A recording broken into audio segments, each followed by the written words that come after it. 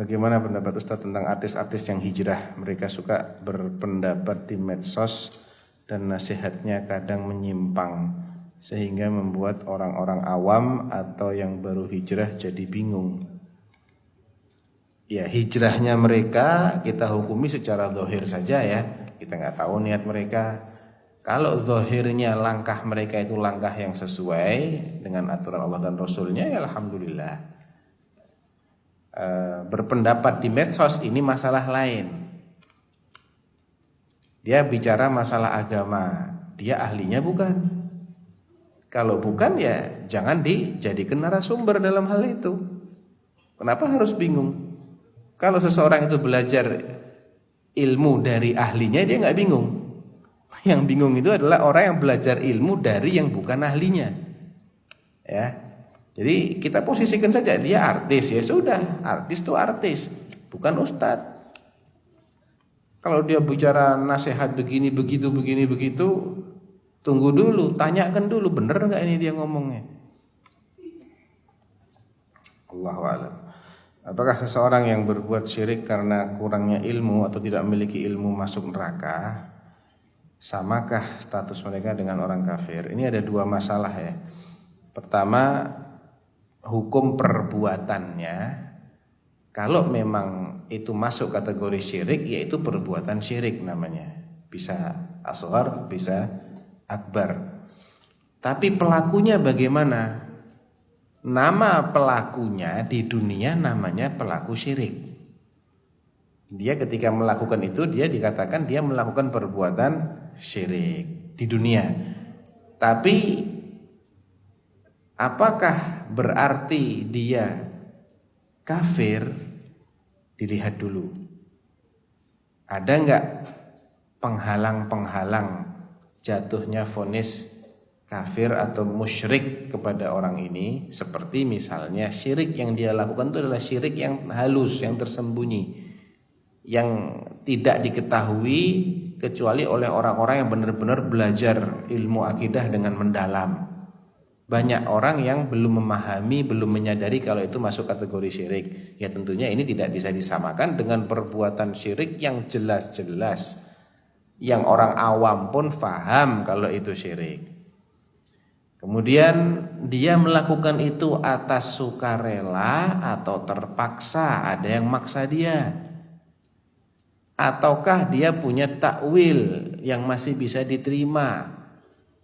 Ya, dia tidak ada maksud sama sekali. Dia memahami itu bukan syirik.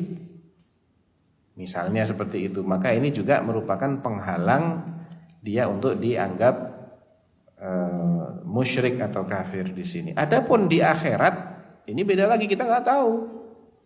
Ya, zahirnya dia berbuat syirik, ya kita katakan dia berbuat syirik di sini. Tapi apakah dia kemudian bertaubat?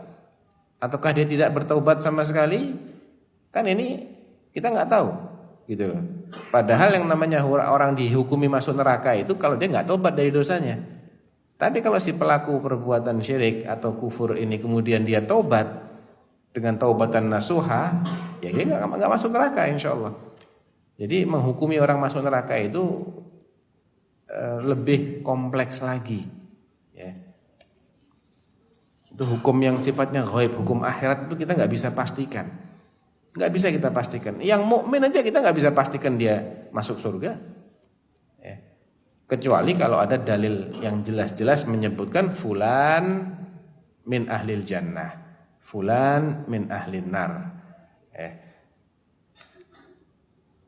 Ala kulli hal tidak sama mungkin ya status mereka dengan orang kafir yang kafirnya kafir asli. Bisa juga sama, jadi nggak bisa dipastikan di sini. Mereka sama dengan orang kafir ataukah tidak sama, nggak bisa kita pastikan di sini.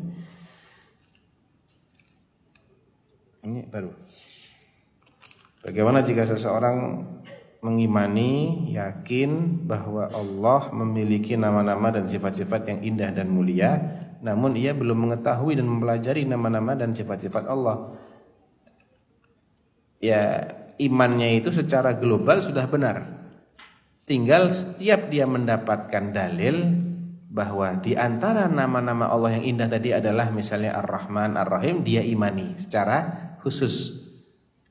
Dapat informasi, dapat ilmu baru di antara sifat-sifat Allah, misalnya sifat istiwa alal arsh, sifat nuzul ke langit dunia setiap sepertiga malam, dia imani lagi. Ya, jadi iman secara globalnya sudah bagus. Tapi akan lebih bagus lagi kalau dia mengetahui secara detail-detailnya. Karena makin kita mengenal, makin kita akan terdorong untuk mencintai Allah, untuk mengagungkan Allah, untuk mengabdikan diri kita kepada Allah Subhanahu wa taala.